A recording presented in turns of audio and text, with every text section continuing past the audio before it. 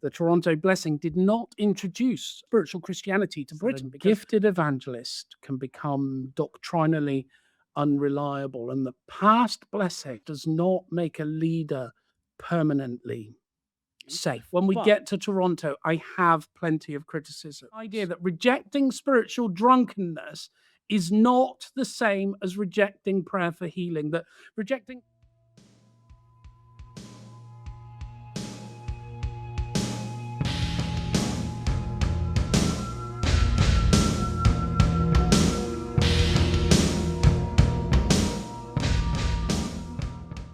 Hello and welcome to Empire of the Sun. My name is Matthew. This is our series on the Toronto Blessing, and this is episode 3. As I've said previously, the Toronto Blessing did not introduce spiritual Christianity to Britain because long before 1994, British Pentecostals were speaking in tongues and were praying for healing. They were giving prophetic messages and expecting the Holy Spirit to act in the present moment. But for much of the 20th century, those practices were mainly found within Pentecostal churches, and that's outside what was certainly before World War II, the denominational mainstream. And the charismatic movement would come in the 1960s and change all of that. It would carry that Pentecostal experience into Anglican, Catholic, Methodist, Baptist, and other historic churches. And to understand why Britain was ready for Toronto, we first need to understand the movement that came before it.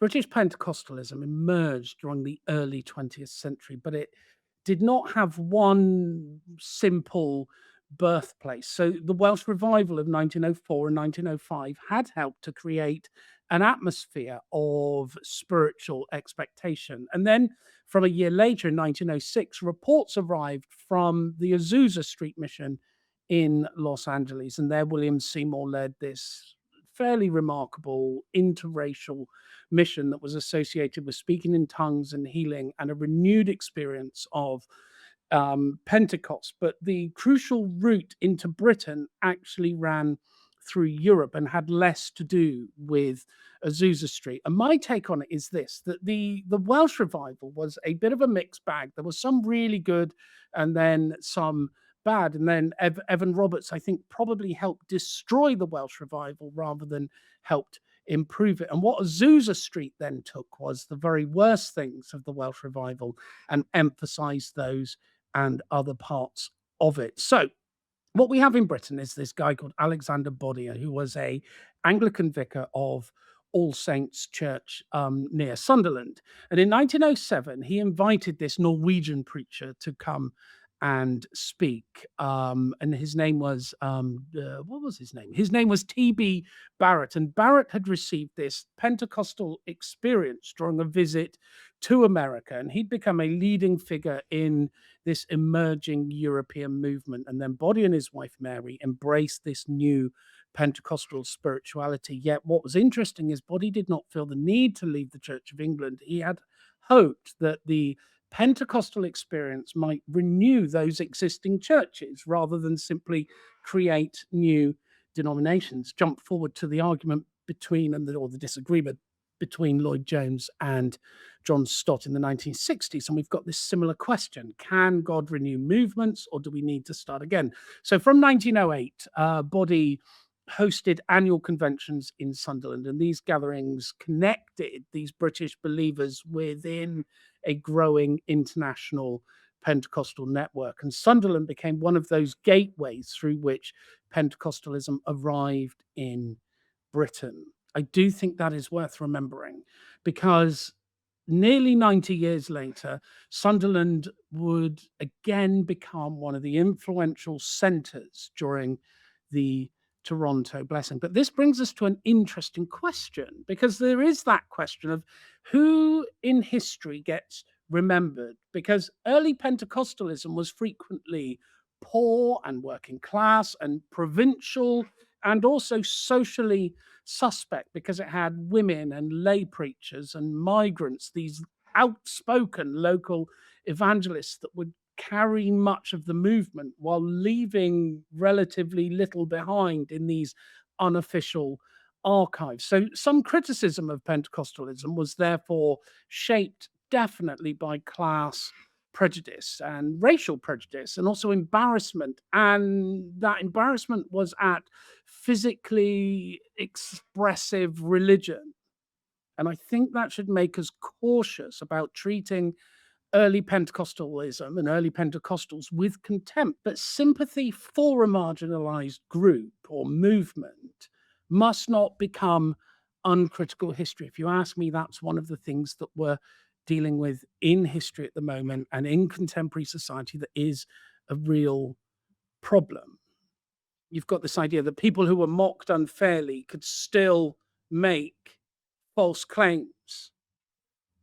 Yeah, so they might be criticized for behavior that they didn't do, but that doesn't make them right. They can also exercise poor judgment or also create really, really unhealthy structures, because social respectability is not proof of anything. It's not proof of truth, but neither is marginal status proof of this divine approval. Both require evidence and patience and serious theological care. Early British Pentecostalism was really diverse. Some believers remained within their existing churches for a time. Others established these independent assemblies, people like Cecil Polhill, Donald Gee, Smith Wigglesworth, George and Stephen Jeffreys, and they all helped to shape the movement in various different ways. Pentecostals emphasized conversion, the authority of Scripture, baptism in the Holy Spirit, speaking in tongues, this divine healing, and the imminent return of Christ. It is worth noting that almost every denomination and movement that springs up seems to, certainly since the 19th century, seems to emphasize that imminent return of Christ. Their meetings were often held in mission halls or converted shops or rented rooms and small, cheaply built, often chapels. And respectable Christians sometimes dismissed them as sort of these emotional, uneducated fanatics. Yet Pentecostal congregations created durable communities, especially as the country between the wars, particularly, was building council estates. So the government were building council estates in Britain that were concentrated people who were less affluent than certain middle class areas. So the Pentecostal movement did things like this. They trained preachers and sent missionaries and planted churches. And eventually they developed their own denominations. And here is a guy called George Jeffreys, who is one of the founders of Elim. And he's very important in the rise of that movement. He was a Welsh evangelist shaped by this revival expectation. Jeffreys conducted these large evangelistic and healing campaigns. I've begun a series on George Jeffreys, which 2 videos are already up, so you can look at those. It's on his book, Healing Race. So Elim began a campaign in 1915 that spread throughout Britain, and Jeffreys drew large crowds. But the lasting result in the end was not simply a collection of healing testimonies, because congregations were established and pastors were appointed, and a movement began to take this institutional form. And then you have the Assemblies of God in Great Britain and Ireland that were formed in 1924, initially beginning with bringing 26 independent Pentecostal congregations into one fellowship. That apostolic church emerges from Welsh Pentecostalism as well. It developed a distinctive system of church government, which involved apostles, worth remembering if we think they came in the 1980s, and prophets, and also this very directive prophecy. These movements disagreed over leadership, prophecy, organization, and doctrine. So Pentecostal history has never been one stream of what is Pentecostalism, because from the very beginning there were schisms and personality conflicts and many, many exaggerated healing claims and an increasing number of failed expectations. George Jeffreys himself eventually left Elim in 1940s amid disputes about governance and his support of British Israelism. And his story actually demonstrates an uncomfortable but necessary truth, and that is that a gifted evangelist can become doctrinally unreliable, and the past blessing God using you in the past does not make a leader permanently safe. But let's be fair, at its best, classical British Pentecostalism placed supernatural gifts inside a recognizably evangelical framework. Things like the Bible was preached, conversion was expected, Christ atoning death was central, holiness mattered so much, and prayer for healing existed alongside that ordinary life of the local church. But at its weakest, experience could become a form of spiritual status. And I would argue that the Elim movement, this is one of its major weaknesses that has pushed itself to the forefront of that movement. It could be at times through history that those who spoke in tongues could appear superior to those who did not. We've seen that two-tier spiritual Christianity, that ladder of Christianity in the Keswick movement. So, healing testimonies become repeated without adequate verification. All you have to do is this: think about the veracity of your vicar or minister's sermon illustration from last time you went to church. Is he illustrating it with true stories or exaggerated stories? And that's really what happened to healing, that these things become legend and there's no verification needed. And the other thing that happens is that this prophetic authority could become difficult to question people. And that tension between the gift and character was present a long time before the Toronto Blessing. Now, British Pentecostalism was transformed after the Second World War through migration, as some Caribbean Christians arrive in Britain were part of the Pentecostal and holiness traditions. Others did come from Anglican, Methodist, and Baptist backgrounds, but many encountered rejection and coldness within white British churches, including Pentecostal churches. Now, that's their story. Those in the churches maybe tell another story, but the outcome we can all agree on. They founded and strengthened Black majority congregations. And those congregations became one of the most resilient parts of British Christianity. We can't treat them as a footnote in this, because the growth of Pentecostal Christianity in modern Britain owes an enormous amount to Christians who were not welcomed. And then but also maybe by churches that later congratulated themselves for becoming informal or inclusive.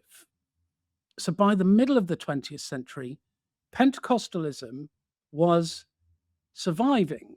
It remained a minority movement outside that social and denominational mainstream, but it had created this living tradition of tongues and healing and prophecy, extended worship, and spiritual expectation. And then came that charismatic renewal, that decisive change that was not simply that people spoke in tongues or prayed for healing. And Pentecostals have been doing that for decades. Here's the change that charismatic renewal did. It changed because it involved Anglicans and Catholics and Methodists and Baptists and others. And as they began receiving Pentecostal type experiences without leaving their existing churches. And in one sense, charismatic renewal seemed to recover what was Boddy's original hope, that there would be Pentecostal experience without denominational departure. The Pentecostalism had built new denominations, but this idea was that charismatic renewal would cross those denominational boundaries. I think looking at that history, it helps us avoid a choice. It helps us avoid this: criticizing Toronto is not the same as rejecting Pentecostalism. And let me assure you, when we get to Toronto, I have plenty of criticisms. It's this idea that rejecting spiritual drunkenness is not the same as rejecting prayer for healing, that rejecting false prophets is not the same as denying that God can give genuine prophetic words. In that sense, the early Pentecostals were right to remind parts of the church that The Holy Spirit is a person and not just this doctrine that can be simply filed away. But Pentecostal history also warns us that gifts require testing, that leaders require accountability, and movements require doctrine. So the question was never really meant to be, did something unusual happen, or even did it feel powerful? The real question is, was Christ honored? Was scripture obeyed? Was the gospel preached? Was holy character produced? And did the fruit remain? These questions will become increasingly important as Pentecostal expectations move into Britain's historic churches. That's partly what we will look at next time, because in the next episode, we'll keep moving forward beyond that time after the Second World War into charismatic renewal. God bless.